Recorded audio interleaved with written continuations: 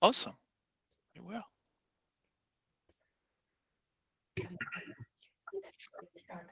So, Pasa. Yep. Sorry, it wasn't my.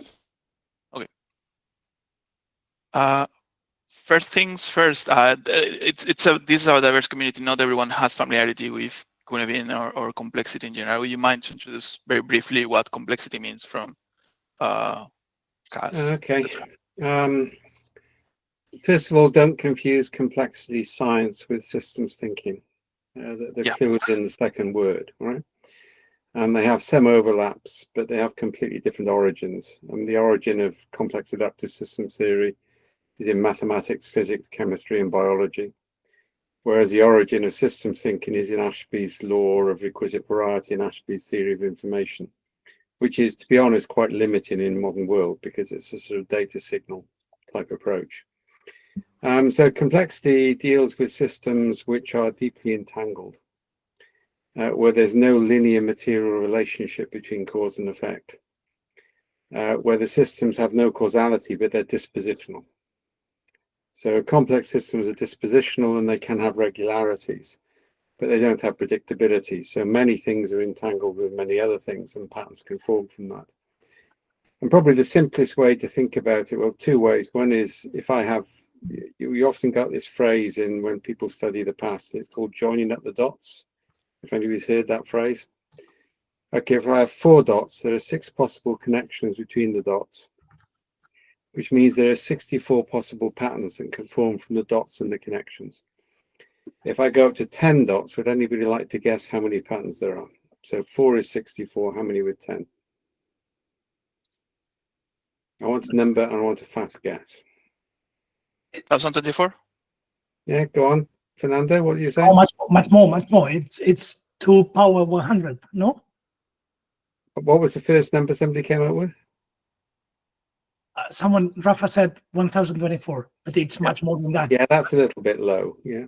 Yeah, it's much more. It's actually just under 3.4 trillion. If I go up to 12, it's just over 4.8 quadrillion. And interestingly, the more senior people are, the lower the number they guess, which is quite worrying if you think about it. So how many dots are there in the human system? So one of the big issues with complexity is when you look backwards, people can see a cause and effect chain, but that isn't knowable at the time if it existed anyway. So that's called retrospective coherence. And that's a danger with complexity. They appear to be coherent retrospectively, but never at the time and never in advance. So that's kind of like one way I get people into it. I think the other is to talk about what exists. So there are only 4 things you can actively manage in a complex system, which makes life a lot easier once you get this, right? This is very different from systems thinking, which, by the way, is mostly popularized in things like process reengineering and learning organization and systems dynamics and stuff which, to be quite honest, a lot of systems thinkers would reject as trivial, yeah? But that's the popular version of it. So first of all, we have actants. This comes from actor network theory in the tool. And it's the idea that it's not just people who have agency in systems. So you can have actors, i.e. people or roles. You can have constraints, and constraints can connect things or they can contain things. If they contain things, then more predictable than if they're connected. And then you have what are called constructors. This comes from theoretical physics. A constructor is something which transforms things but doesn't itself change in the act of transformation. So there are points of stability within a complex system. So a software object, for example, is a constructor. A ritual is a constructor. A process is a constructor. So fundamentally, you've got lots of actants, a significant number of actants, but the point is that agency, it's not just numbers. A lot of people in systems thinking get this wrong. They think it's a number of things. It isn't. It's a significant number of things with some degree of agency or influence. You then have very, very rich, highly local interactions. And interestingly, none of the actants must be able to think or see the system holistically.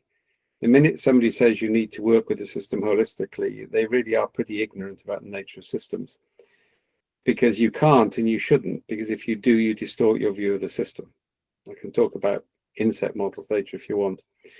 So I can manage the actants, I can manage the interactions, and what I'm looking for is emergence. I'm looking for patterns to emerge, which can't be predicted from the properties of the parts, which means I need monitors in place. And Some of our work, for example, is to use the whole of an employee base as a continuous human sensor network. And the reason you need diversity in your sensor networks is if you give radiologists a batch of X-rays, you ask them to look for anomalies. On the final X-ray, you put a picture of a gorilla, which is 48 times the size of a cancer nodule.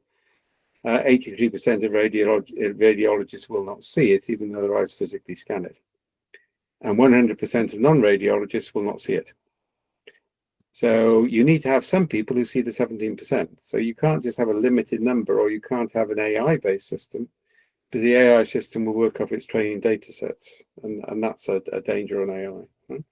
So you need to have monitors, and then there's a concept called scaffolding, which is where you make an actant so rigid it can't be changed.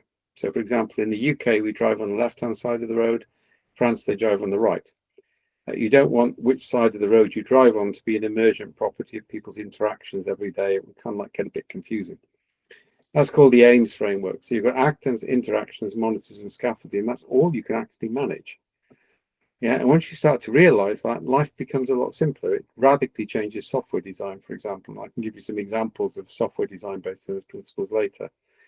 Yeah, and the key principle is you can't work out, and this is the thing to leave you with, you cannot work out what is the right place to go, because the place will constantly change anyway. So one of the big differences between systems thinking and complexity science is in systems thinking, they're forever having workshops to agree how things should be and trying to close the gap. In complexity science, we focus on describing the present and identifying which pathways are viable. And we start journeys with a sense of direction. So we realize North Stars are navigation aids, not destinies, if you want to put it simply. So that's a sort of very high level summary. That was amazing. I can see how people who know you and who know this are enjoying this so much in the face, like they're smiling and all that. So great. Thank you so much. I would like to throw you a question. I don't know if this happens to anyone here, but because when I study anything related to complex systems or anything like that, I try to explain them to other people in real world. We're working on something, I say, but you have to take this into account that data is not predicting the future, because we have to probe and see what's happening and all that. But I would say, why do you think it's so difficult for many people to accept that we're working a complex domain? Depends who you're talking with. I mean, if you're talking with safety officers, I mean, this is my particular bête noire at the moment. Now, I've now decided that anybody who wants to be a safety officer shouldn't be allowed to assume the role, because they have the obsession with cause and effect, and they think, you know, all failures are a result of non-compliance with their rules, and the rules just weren't enforced properly. We proved pretty conclusively in several cases, from Boeing to NHS to red light services, that actually it's the health and safety rules which cause most of the mental stress and a significant amount of the accidents, because they assume the past determines the future, and they assume you can work out in advance what the right thing is to do. We can talk about this later if you want. One of the things we're now doing is to use role combinations of 5 to 7 roles to make decisions rather than have rules. So if the problem is complex, you can't have rules because you don't know what the right thing is to do. So you have to create variety in the decision process, and that's a big area of work at the moment. So I think you'll find people in that, and you also tend to find agile people in particular are very prone to either refusing to accept complexity exists, or using it as an excuse to say they don't have to do anything, both of which are kind of like a mistake. Complexity takes more discipline in management. But I think it's got a lot easier. I mean, it's quite interesting. Everybody in systems thinking now, having ignored complexity science for the last 50 years, has suddenly decided their solutions are all about complexity. So they use the language, but they have no bloody conception what it means. All right, it's quite amusing at times. So post-COVID and then post-Trump, nobody challenges the concept you can't know the future. You know, before that, people would say we just didn't do enough analysis, we didn't gather enough data. Well, kind of like now we know that's not the case, right? So it's got a lot easier. But also, you don't necessarily have to explain complexity. I mean, this is all important to realize. In an early adopter market, you have to explain the theory. In an early majority market, which is where we are after now, people want to know what you can do for them. So, for example, I can involve the whole of your workforce in making instant situational assessment and 3-horizon scenario planning. I can iterate twice and come up with actions which I can test. I can do all of that in a day using your workforce. So I can save you a huge amount of money and reduce your risk substantially because I'm using models based on bee swarming. And that comes from complexity science. So I'm offering something practical. We know that actually allocating money is really difficult in organizations because the people who are good at applying for the grants probably shouldn't be given them. We can now create role-based combinations with something called the panopticon effect, which makes it fully auditable. We've been working on with the development banks, which means anybody who can achieve a certain role combination can spend a certain amount of money without asking for permission. And then we see what works, and the real money follows things which work rather than things that people say will work.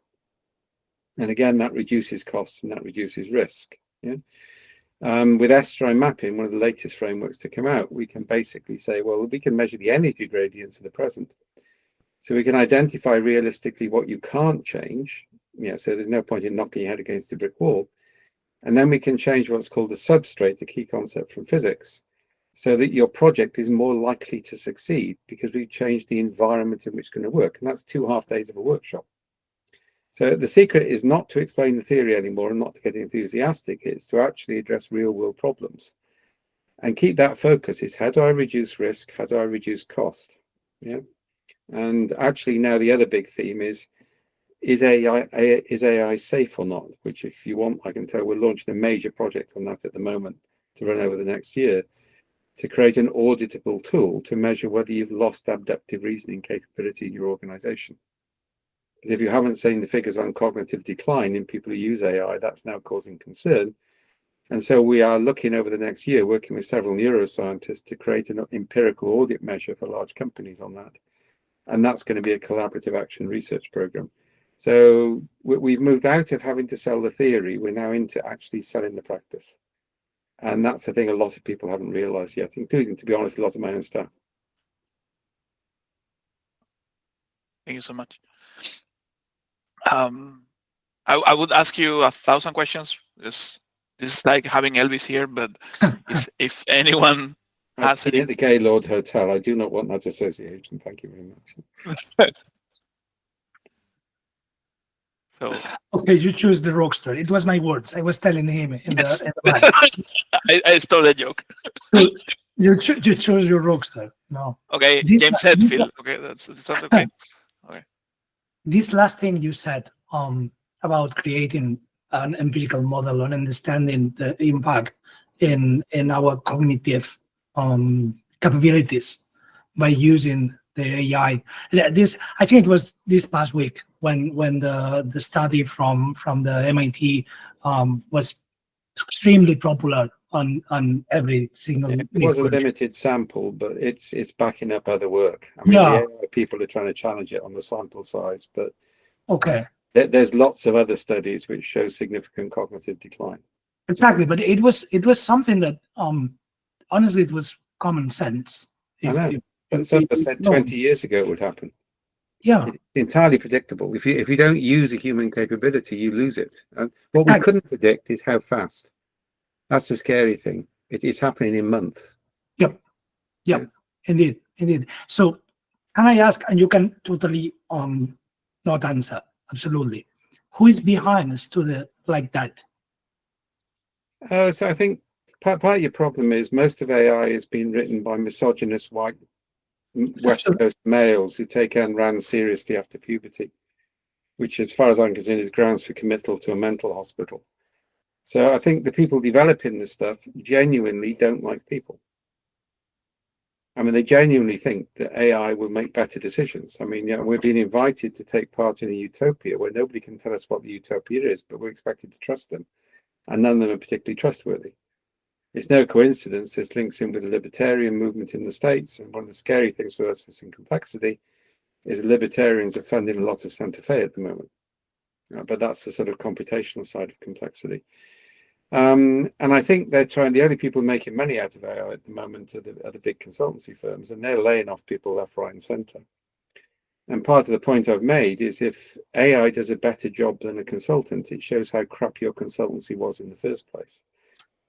Yeah, and I would say that's generally true because synthesizing, I quite like DeepSeek. I mean, I like the Chinese one, first of all, because I know what the training data sets are.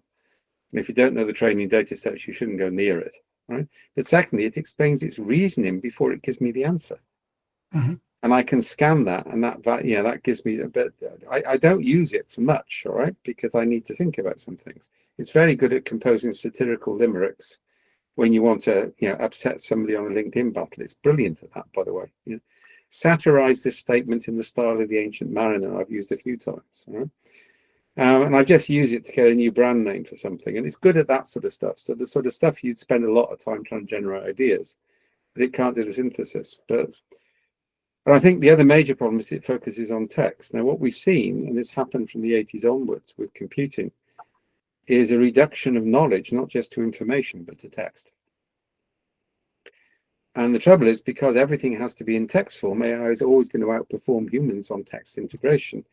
The reality is human forms of information are much more general than that. So, for example, pheromones are very important in humans. We know that they're critical in trust determination, which is why virtual communities don't work the same as physical. We're now starting to think they form actually a form of communication. So, for example, in so-called primitive tribes on the steppes of Europe, the shaman were blinded. But we know that they could communicate between tribes faster than the fastest horse could gallop. So one of the things we're now starting to look at, well, could that have been pheromone pickup? Are you blind yourself so you're more sensitive? Pheromones spread on the wind, that might actually communicate the need for the tribe to come together. Because we know that pheromones produce those results in insect behavior. So, we're animals as well, right? So there's far more to human decision making and sensing than exists in AI. And I mean, I used to write code. I used to, produce genetic algorithms to choose between libraries of neural networks. And that, to my mind, that's still a more successful route than LLMs. Yeah, because LLMs are limited in that sense. But what we've got is a sort of cumulative pattern entrainment. All knowledge has to be text. The only value is text. The only value is material. So let's produce something which removes the humans from the equation because there's a desire to do that. Now, I think that's foolish. So let me come back to what I talked about in Actants. Some of the stuff we're looking at in software design now is, remember object orientation from the 80s, which is not the same thing as microservices. People confuse the two. Yeah? Object orientation, I think, needs to come back big time because people are objects too. I can actually create a combination of roles, and this is a crew, not a team. Crews work very differently because entry into the role is ritualized. And I can have standardized input-output. It can be polymorphic. It can have inheritance. And I can put that into a software design. And that will handle ambiguity before I have to code. So I wait to see how the human object handles it before I further codify. Yeah? So I think what we're now starting to realize is, IT codified stuff, which was easy to codify. When I started, we were writing decision support systems. So I took Guinness PLC to 1 day's reporting from 6 months reporting while they gathered the data. And so we got huge benefits from that now, but the areas we're now trying to go in require us to work in very different ways. And no systems analyst can discover in advance what the user requirement is because the users don't know what to ask for, but they don't know what the IT will do. And IT people don't know what the user problems are. So let me throw another method in. One of the things we're doing, which is called entangled trios, and this uses a concept called transgenerational pairing, otherwise known as young driver syndrome. So we put somebody young and bright and straight out of college, good with their fingers, has had a sad life, never interacted with anything other on the computer screen, those types, yeah? And we put them together with an older, wiser, and more cynical systems architect. I've yet to meet a systems architect who wasn't cynical as all hell. So I'm putting young and naive with old and cynical, and then we put them into a trio with a user who has been trained to talk to IT people. So it's a lot easier to train users to talk to IT people than it is to train IT people to understand users. And there are reasons for that, solidly linked in neurodiversity, right? So we'll throw 20 trios at a problem for part-time for a month and see what they come up with. Some of them see gorillas. You get intimate conversations between users and IT people who connect their networks. What you get out of that is a much more resilient design. But I've also created dense social trusted networks between users and IT people, which will carry forward into the project. Now, that's an example of a complex systems approach. I break the linear approach of requirements definition, code, delivery, And one of the major tragedies of Agile movement is it inherited from Lean, not from insect behavior. It assumed it was a manufacturing process, and the issue was to improve the flow. And actually, that's not what modern software design is about. And neither is value mapping. Value mapping is flow-based as well. It's a basic error.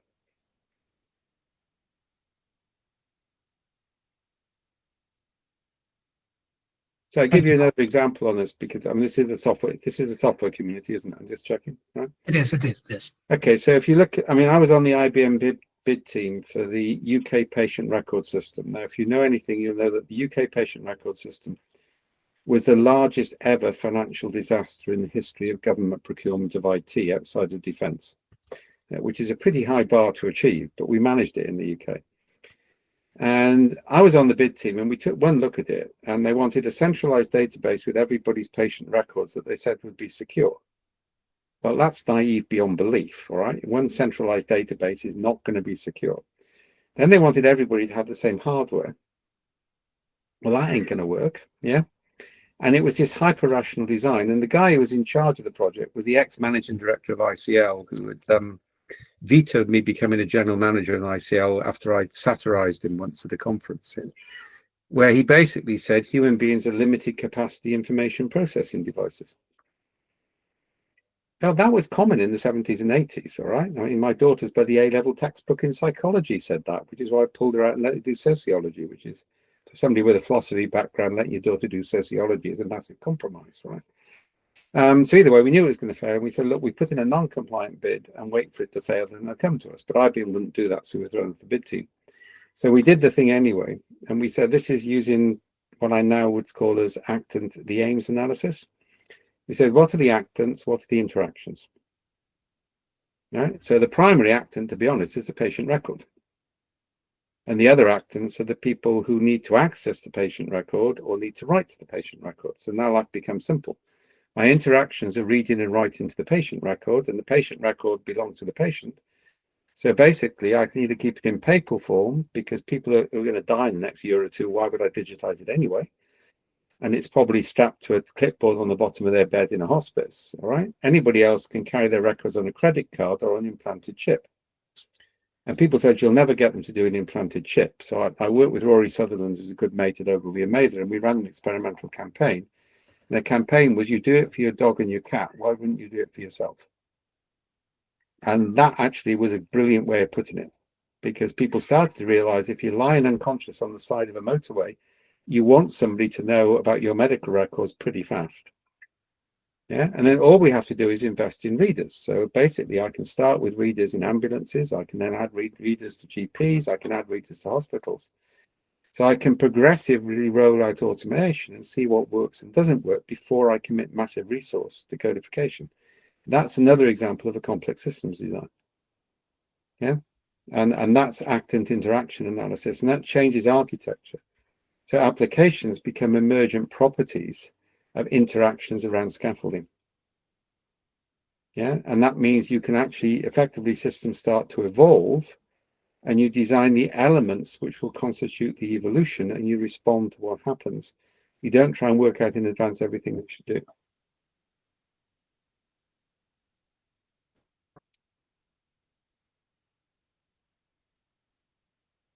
I'm looking at you, Fernando. You were the one. I don't want to be the only one asking questions. I'm extremely amazed. By the way, thank you, because you are validating a lot of my beliefs in things. Okay. The thing about common sense, it's common sense, all right? I mean, Oh my God, I go back to common sense. I hate that. Yeah, but I go back to my history, right? So I did a degree in physics and theoretical physics and philosophy, which was an indulgence when I did it. It proved quite useful since, all right?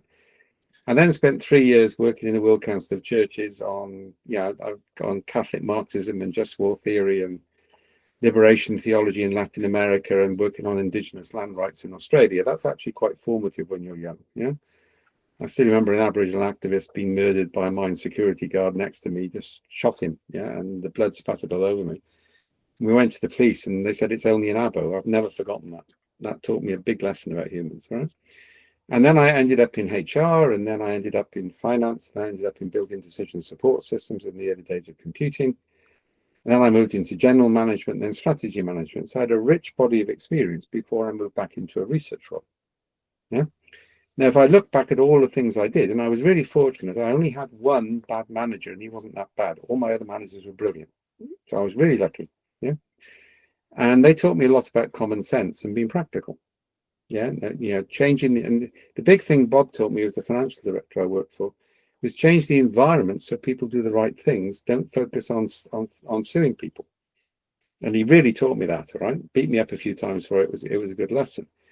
And I've now go back to stuff I did then, and I know the theory behind what we did. So, for example, work I was doing on peace and reconciliation in Northern Ireland in the 70s. We knew that getting everybody into a big hall and talking to them from a middle-class background and saying we should be nice to each other wouldn't work.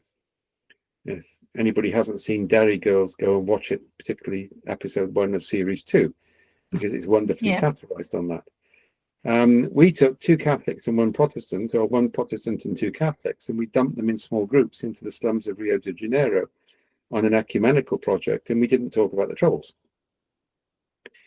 They discovered pretty fast they had more in common than they realized, and they had a conversation about their differences in the context of working together.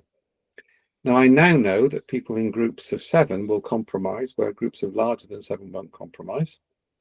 I know from the work of Gerber and others in anthropology that the way hunting groups came together in winter was to have a common task, so they would focus on the task rather than competing. Yeah, and I now know the theory behind what was common sense practice at the time, right? So I think one of the things we're now starting to say about complexity science, remember we fuse it with anthropology, cognitive neuroscience, Deleuzian epistemology, and a few other things. That we're not in the computational school, we're anthro-complexity, study of complexity in human systems. It's basically, it's a science of common sense. Yeah, and any adult knows this. You know, so for example, one of the principles, it's basic, this is a pagoda framework, right? So the basic principles of interacting with a complex system. One is proximity matters. Human beings do not respond to things at distance, they respond to things which are proximate.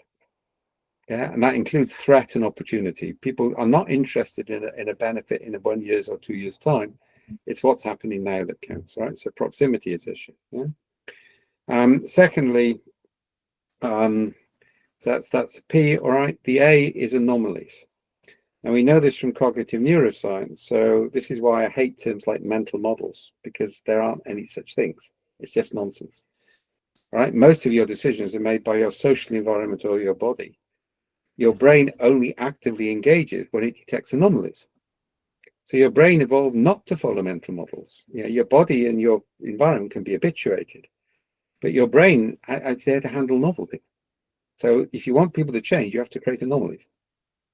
Not just tell them they should change, but create anomalies. So one of the ways we do it, for example, and this is a thing called quick sense, we actually gather stories about culture stimulated by cartoons, and we show executives how their employees index it compared to the way without they index it and say, why do you think it's different? Now, the process creates the anomaly. It's not an analyst telling them they've been through the same process. Yeah, so that's an example on that. Yeah. G is granularity. Granularity is key.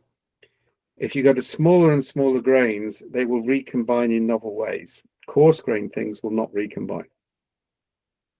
Right? And it's much easier to get agreement at a fine grain level than it is a coarse grain level. Yeah? So basically, complex systems scale by decomposition and recombination, not by imitation or aggregation.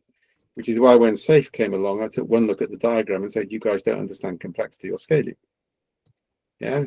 I wrote a blog called The Infantilization of Management, which I think is still current. You know, I saw that in Novi Sad. Right? So granularity matters, all right? So reducing granularity increases your options. Yeah, sorry, reducing granularity is more finely grained systems. I always get confused on that. More finely grained systems increase your options. Coarsely grained reduce your options. And it's not an it's a both and. It's what do I want? If I want to reduce options, I consolidate things more. If I want to increase options, I make them more finely grained. Yeah. And then obliquity. Anybody with teenage children knows this. Never tackle a complex problem directly, tackle it obliquely. That's what we did in Northern Ireland. Yeah, we didn't tackle the problem directly, we tackled it obliquely. Right? And that means novel solutions come. There's a wonderful book by Kay on this, with that title, Obliquity, which shows just how often human beings solve problems when they're not trying to solve the problem. They're trying to solve another problem instead, right? So there's empirical evidence to support that. Yeah? PAGO, then D, which stands for disintermediation. So the decision maker needs to have the direct contact with the raw data. So we originally developed this stuff working for John Poindexter, you might remember, was Ronald Reagan's national security advisor. Now, I didn't know who he was until I decided I liked him, which was a good job because Welsh socialists are not meant to like former Republican national security advisors, all right? But everybody I know and work with in Washington is evil. It's like if you want power, you've got to be evil. It's just some people are evil in an ethical way and some people are evil in a non-ethical way. And you learn to distinguish that, right? CIA are much more interesting to deal with than the NSA. So either way, so this is the key issue, all right? That what we need is a decision maker has to go directly to the raw data. The more filter there is, the worse. So I don't like story points. I don't like requirement specs. What I want is coders to look directly at the user experiences through microstories. Yeah, I want to then, we can now with an executive, we can present the entire workforce and they can click on the model and read the stories of their own employees without anybody interpreting those, which means they can find the 17% of their employees who are seeing the world differently than middle management will filter to them. So filtering is a problem. Yeah. And then we get abduction. This is the key thing on AI. Human beings evolved to think abductively, which is sometimes known as the logic of hunches. And art comes before language in human evolution. And we think one of the functions of art in evolution is to break us away from the material into the abstract, so we see novel connections. The downside is it makes us prone to conspiracy theories, right? And that's really important. So, that's the big research program we're about to announce, which is an action research program, which is, have you maintained the ability to think abductively in your organization? Yeah, so that's the ability to suddenly see an unexpected connection in a way that AI will never do. Now, interestingly, AI will find the gorilla in the video if you can give it enough training data. Yeah, but it won't find something it hasn't been trained to find. Right? And that's the point. Human beings evolved to work without training data sets. Right? And that's very different. So that's called Pagoda. And by the way, I used AI to get that name. Yeah, I said, I've got these characteristics and these letters. Can you produce a word from them? And it wants to bullshit me. So it gave me some words which don't exist. All right. And then apologize. I hate it when AI apologizes when you point out it's bloody wrong. I said, you can drop one letter. So it dropped the F for fractal. And of course, that's perfect because a pagoda is fractal in structure. Yeah. So there's times when this stuff works.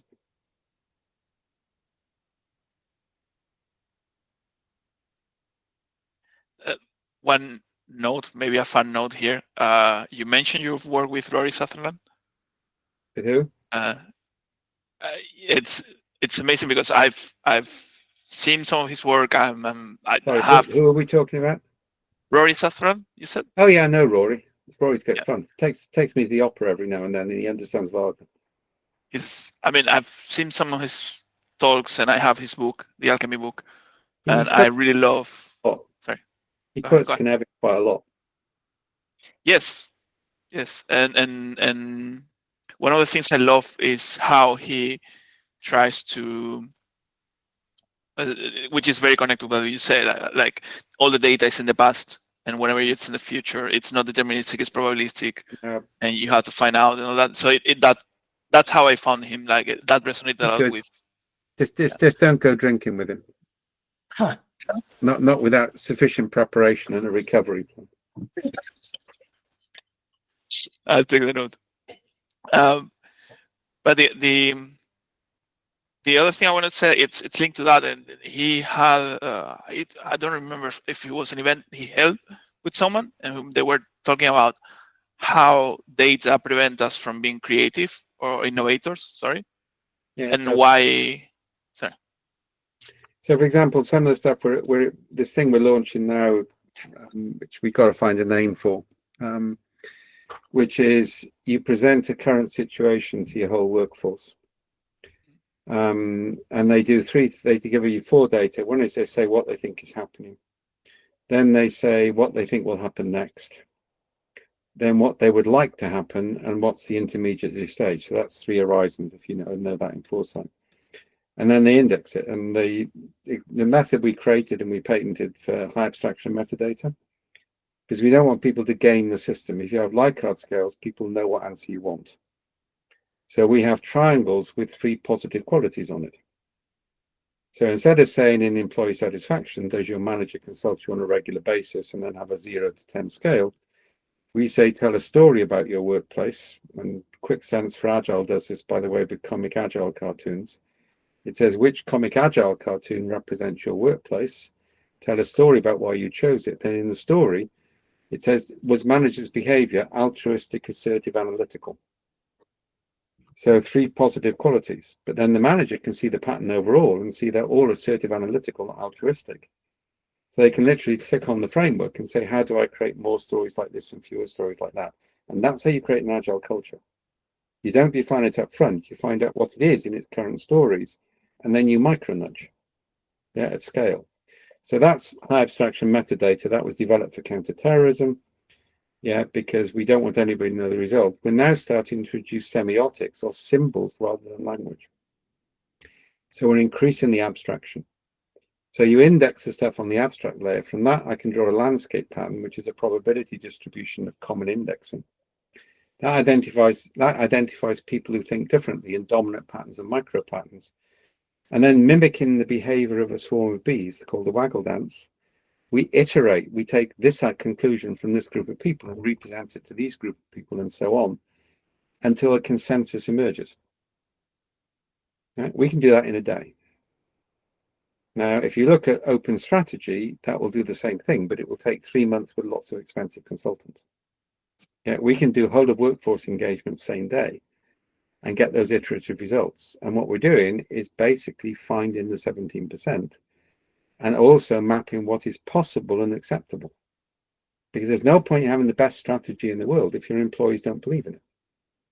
And the trouble is too many marketing comms people, but this is my big problem with narrative, right? Narrative is not about better communication, it's about better listening.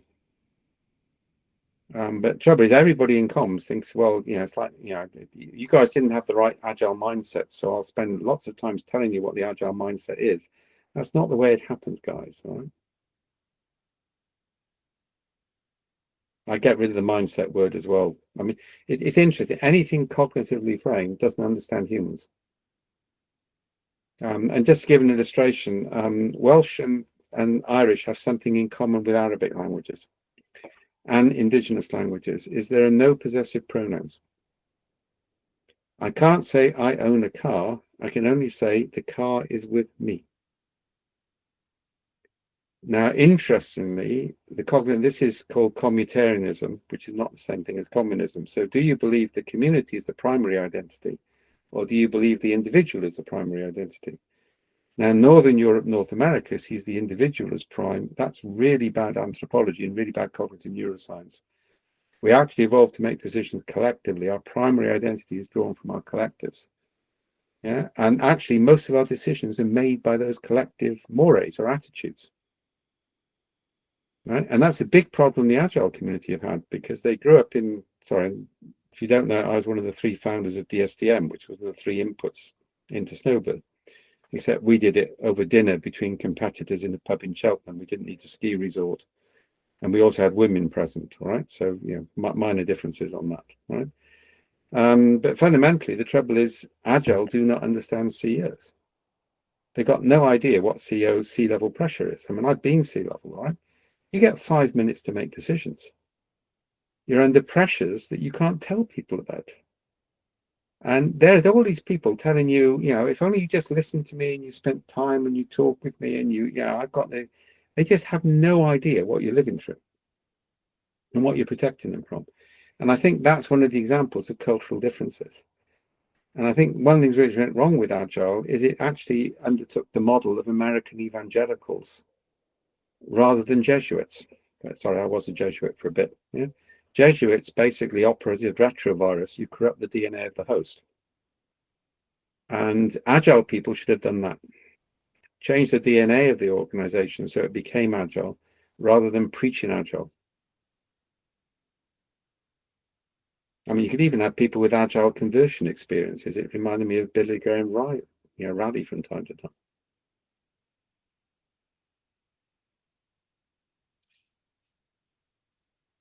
Any more? Yeah, I mean, that's last point definitely is.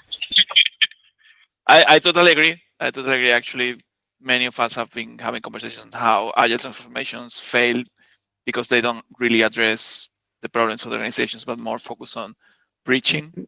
But no, those of us in complexity science at the moment are trying desperately to stop it becoming a fad. Because the minute something becomes a thing, it's going to die. Because it gets trivialized and popularized. So this happened with knowledge management. I mean, I kept telling people in Agile, just look at what happened in knowledge management. I remember keynoting at 5 conferences in one day in London once, which is what Agile was like. And then it got popularized, it got associated with technology, not people. It became standardized, it became effectively tacit knowledge was forgotten. And we're now left with 2 conferences worldwide. And knowledge management is a subset of IT, not strategic, desperately trying to resurrect its zombie self using AI and making the same mistakes with AI it made with the tacit explicit. Agile went down exactly the same pathway. Yeah, and it failed to learn the lessons. I went to a knowledge management because my background is knowledge management in Washington. Agile knowledge management, I think it was 2018 or something like that. That KM World? Was that KM World in DC? Yeah, KM World. Yeah. I've keynoted. I've been at that conference every year that it started. Started in San Jose, California. Now, I've been going there for 30 years. I've been at every bloody event. And I'm going to be there again this November. But that's the only one left. And there's a new one just started up in Dublin, which is quite fun. Yeah. That was actually interesting. I did the Sunday session by taking people on a walk of Glendalough, because we wanted them to understand that knowledge is not codified. And the Irish weather cooperated fully. So we got up to 2,000 feet, and the Irish weather threw rain and horizontal wind. And those of us in our 70s who walk all the time were happily tripping down the hill, on slippery stones, because our bodies knew what to do. And these 30-year-old high-tech people were stranded, forlorn, and despair. They were like Rabbit after he attempted to unbounce Trigger, if you know your Winnie the Pooh, right? And they understood embodied knowledge at the end of that day in a way they hadn't before, right? And they did confess over the Guinness and the whiskey later that night. Oh, it's easy. And coders know this. I mean, I remember that there's a piece of code which Guinness is still doing, which I wrote in a 7-hour. I just got into it, and nobody's managed to work out how it does. It produces the right results, but nobody can see how it does produce the right results. And you get in the groove, and your fingers and everything else are coding. You know what? That's human. It's not always logical and structured. It takes to be a really good program. It doesn't happen overnight. It takes time. Because your body and the brain have to. It's like driving. Australians don't let kids drive cars with other than elderly relatives, and they don't allow them to drive at night or on motorways until they've had 2 years driving experience. Because it takes 2 years for the body and the brain to co-evolve to the point where you can pay attention to a conversation and still drive safely. And that data comes from London taxi drivers. No taxi driver in London has got the knowledge in less than 2.5 years, because the hippocampus has to physically change structure, otherwise they do not have it. A huge amount of your knowledge is stored in your body.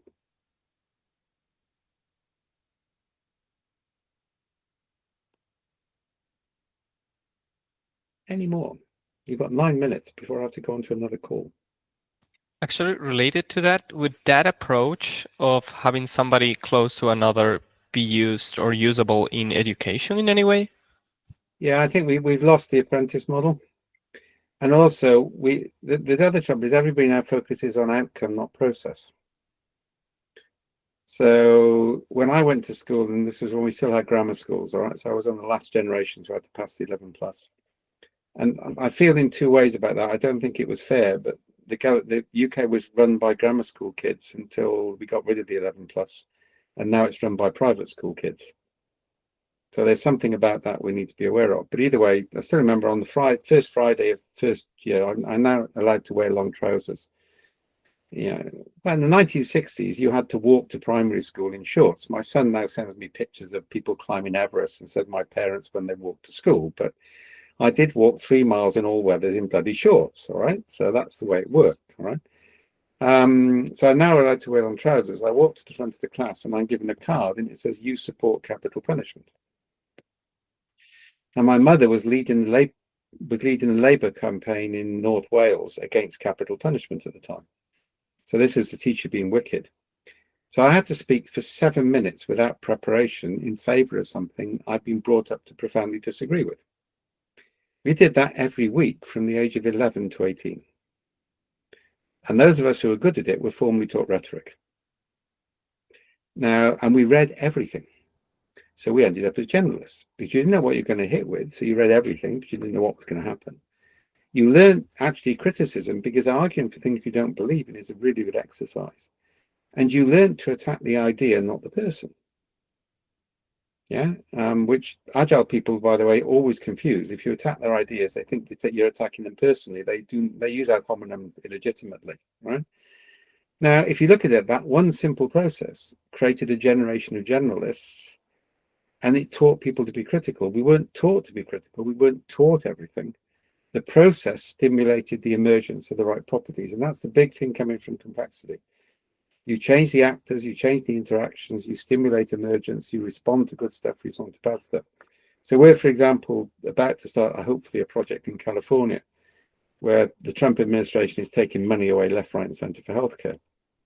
So we're using stuff we've done on citizen journalism. So we've now in Wales, in Scandinavia, in Australia, in Colombia, we use children as ethnographers into their communities as part of their school programs on a weekly basis.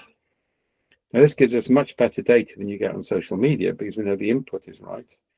And kids get access to adults in a way that no market researcher ever would. And also, they're coming from their own culture, so we don't get the intrusion of external cultures, a sort of neo-colonial approach, you see. So I can get that data at huge scale, right? So what we're about to do is to launch something in which patients, doctors, nurses, schools, churches are actually using that type of software. So we're continuously guaranteeing the narrative substrate of people's view on health and well-being, and including patient journeys, which we've been doing in Northern Ireland for 10 years now, in the Netherlands for 2-3 years. And what that gives us a measure of the substrate, because all of this stuff has been indexed. And I can see what's working and not working, and I can move resources in to very quickly amplify things which are working and dampen things which aren't. So I don't do a one-size-fits-all solution. I create a monitoring system and I stimulate the system. And as things work, I put more resource in and I take resource away. I was presenting that at a government conference yesterday. Right?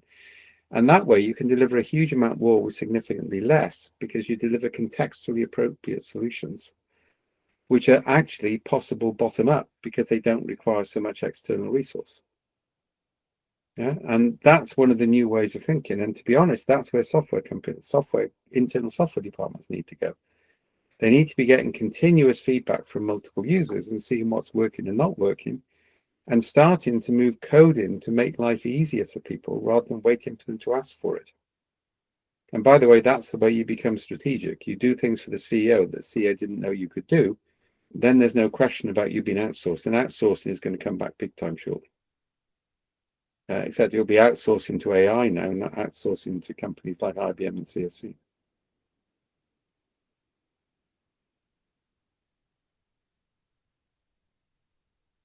More questions. We have only 4 minutes, guys.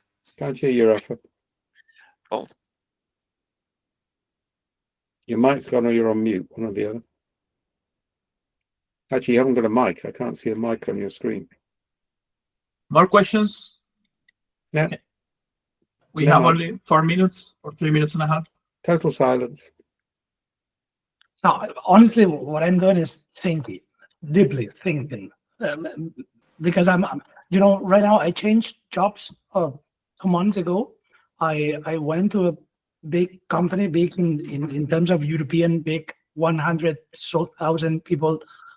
So that's big. It's big, not like Walmart. Rafa, mute yourself because I hear a lot of no, thank you. So I'm doing strategy and governance for a team. I'm trying to make this team basically perform, and my way of thinking is exactly your way of thinking. So I have to tweak the system. I have to reinforce some of the behaviors I want the system to have in order to perform, and I have to dump some others. And I had just today a conversation with the VP of my area. I'm deeply thinking. So thank you. The summary of all my words is thank you, Dave. Thank you. So just to give you two things you might be interested in. One is what I called its working name is Mass Quicksense, but it's really called something else. Yeah, it might be called SenseStorm or something like that. That might be quite useful for that's designed for strategy. The new framework, which has just come out, the RAS framework, was the final framework I needed. It's taken me 5 years to develop it. And by the way, any good method or any good framework is 4 to 5 years of thinking and 2 or 3 years of practice before you've got any chance of moving it out. Yeah, too many consultants just throw something together based on some case studies, or in the case of SAFE, on Dean's half-remembered cases from 3 clients which he didn't complete. That's the basis of SAFE, all right? And a bit of ROOP just thrown in for good measure, all right? So the RAS framework, which is called Weaving Risk and Strategy Together, that is just about to be announced. And there will be workshops shortly on that. And that actually has got a lot of interest. We've tried it out now for the last year. And it's all about creating portfolios for strategy, which actually weave risk and strategy together. They don't assess the risk after you've determined the strategy. They put the two together. I definitely will take a look at that. And that's where we're moving overall on strategy. So I'm about to do I've been in the Ukraine recently, which has been a depressing experience. Yeah. You do not want to go to the hospital for the victims of Russian torture. That will stay with me for the rest of my life. But when we look, I'm currently about to start a process with NATO on using this sort of principle on how do you do modern warfare, which includes how do you incorporate civilians, because civilians' resilience is now part of modern warfare. Yeah. So this sort of stuff is really starting to take off. But actually, the interesting thing about complexity techniques is they're fractal. So something which works for the whole of NATO also works for a team of 10 people. I mean, that's the fascinating thing about it, and that's the fractal nature of what you're doing. It's partly because you're dealing with very small things and then recombining them in different contexts. You're not trying to produce a one-size-fits-all context-free solution, which, by the way, is why Scrum took off. So if I go back to Agile, and I do need to drop off in a second, XP was the heart of what Agile should have been about. But the trouble with XP, and everyone in XP cheers me when I say that. Yeah, nice chat with Kent back, in Hungary a couple of days ago. All right. The trouble is, XP people cannot explain what they do to anybody who isn't an XP aficionado. Right. So they're unintelligible to anybody outside their own community. Whereas Scrum was at the right level of codification and abstraction that people could adopt it. And DSDM didn't send anybody along who really understood it. So that would have been a different influence, all right? But that's a personal issue, right? Now, what then happened is the whole of Agile took off over the Scrum model. So it became framework, certification, training. And the only people who made money were people who did training and certification, not people who wrote better code. And you can see this now, the mass collapse of Agile companies, because they grew on the back of a seller's market. None of them knew how to handle a recession. Yeah. Okay. I must go. If you've recorded this, I wouldn't mind a copy of the recording. Yeah. Absolutely. Thank you so My much. team wants to know what I say these days, so they can pick up pieces. Yeah. But if anybody, I mean, we'll announce there are stuff to the premium members in the next week or so. Yeah. So that will come on the website. Okay. Thank you. Thank you. Thank you so much, Thank you so David. much. Amazing. Very interesting. Take care. Bye. Take care. Bye-bye. Quedaros si queréis. Corto la... Bueno, ¿por dónde íbamos de la... Stop the ¿Por dónde íbamos? recording.